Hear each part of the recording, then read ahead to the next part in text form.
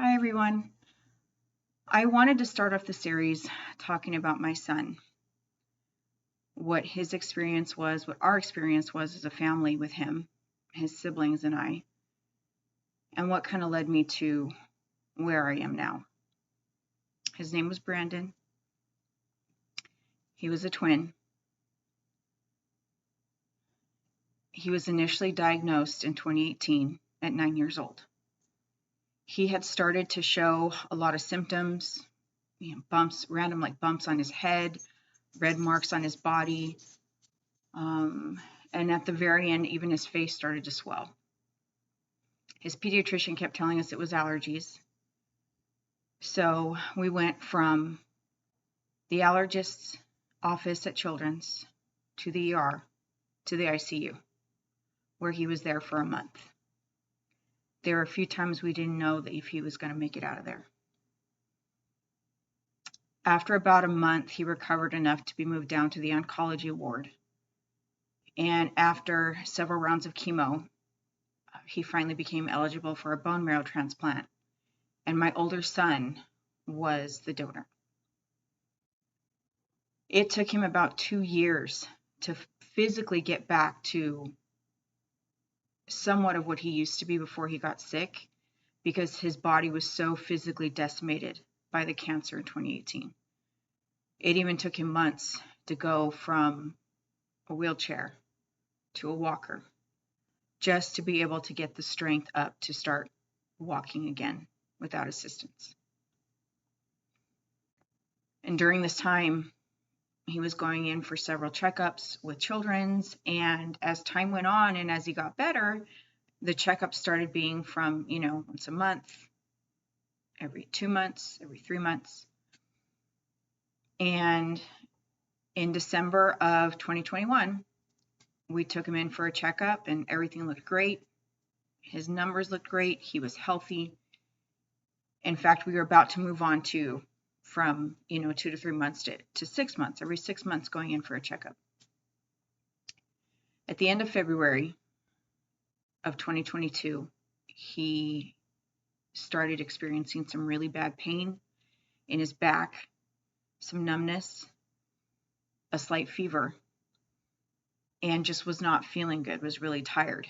And so I took him to the pediatrician, a different pediatrician after what happened the first time with the other one, who ran blood work, and we found out that his white blood cell count was very elevated again. And that's one of the telling factors for leukemia, is if their white cell blood count is high.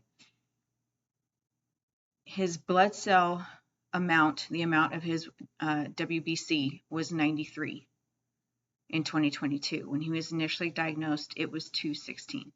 So that tells you a little bit about how sick he was the first time he was diagnosed.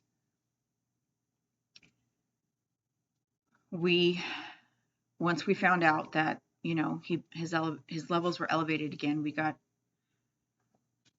to Children's that same day, and they hospitalized him, and we found out that he had relapsed, that the leukemia had returned. He was inpatient off and on for the next 4 to 5 months, more rounds of chemo. They thought he was in remission at one point, and then come to find out he wasn't after all. None of the treatments were working during that time frame. So we started looking at clinical trials, and we found one at a hospital in Duarte, City of Hope, that he was eligible for. A couple of days before we were due to drive up to Children's, he started having immense pain again, just curled up in a ball. He was in so much pain.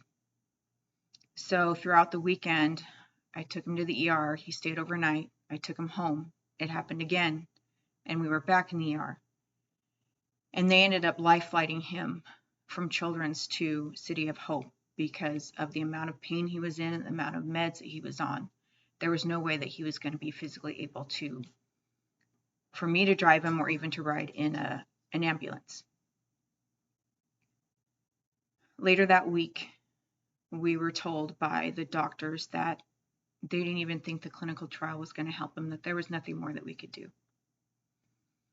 At that point, we started calling our family, both sides of the family. And he was still in the hospital for a couple of days, and then we moved him to what they call bungalows. It was like a little studio that was still in the hospital grounds, but where he could see family and start hospice.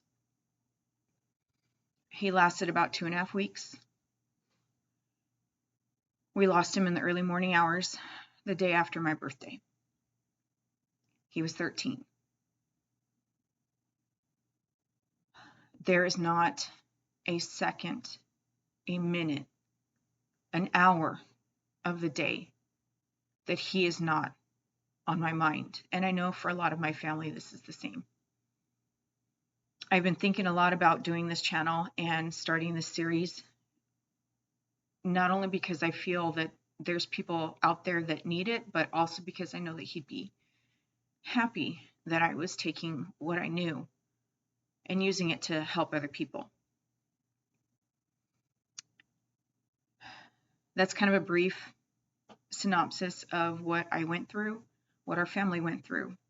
And I'll talk about it more in detail as time goes on, as I keep working on the series and the different topics and the different subjects.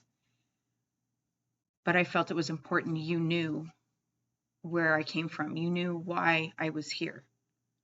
So, as always, thank you for listening, and I hope to see you soon.